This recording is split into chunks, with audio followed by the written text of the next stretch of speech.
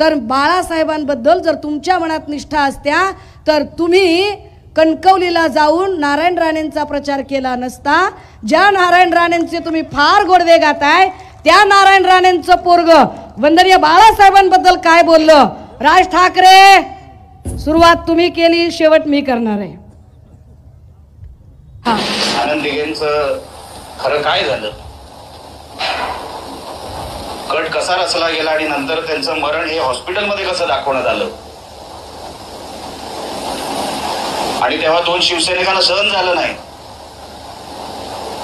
शिवसैनिकांना ठार मारायसाठी बाळासाहेबांनी कोणाला ऑर्डर दिल्या आणि ते ठार झाले सुद्धा, ती केस दाबली गेली। फक्त जे दिघे साहेबांबद्दल झालं ते चुकीचं वाटलं काही शिवसैनिकांना, म्हणून त्या दोघांना ठार मारलं गेलं बाळासाहेबांच्या सांगण्यावर। मी आजपर्यंत मर्यादा ठेवल्या, पण साहेबांविरोधात जर कोण अशा खालच्या दर्जाचा माणूस खालच्या पातळीची टीका करत असेल, मी सहन करणार नाही। माझ्यासाठी माझा साहेब महत्वाचा, राणे साहेब महत्वाचे, बाळासाहेब माझ्यासाठी महत्वाचे नाही।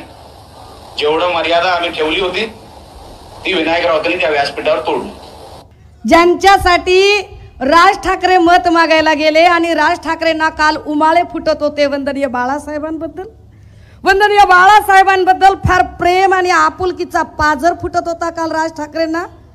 राजजी नाही, राजजी वगैरे म्हणू नये तुम्हाला। Mister Raj, do you have any idea about this video?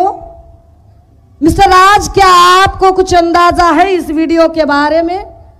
जिस वीडियो में नारायण राणे के सुपुत्र बाला साहब पर लांछन लगा रहे हैं, उन्हीं बाला साहब पर, जिन बाला साहब के नाम पर कल आप बहुत आंसू बहा करते थे, बहुत आंसू बहा लिया आपने कल।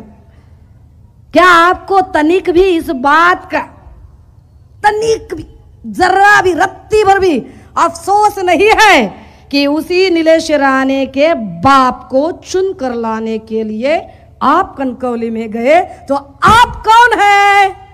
कोण आहात तुम्ही मिस्टर राज?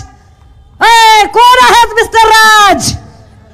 घ्या 200 बोला मनसे, घ्या 200।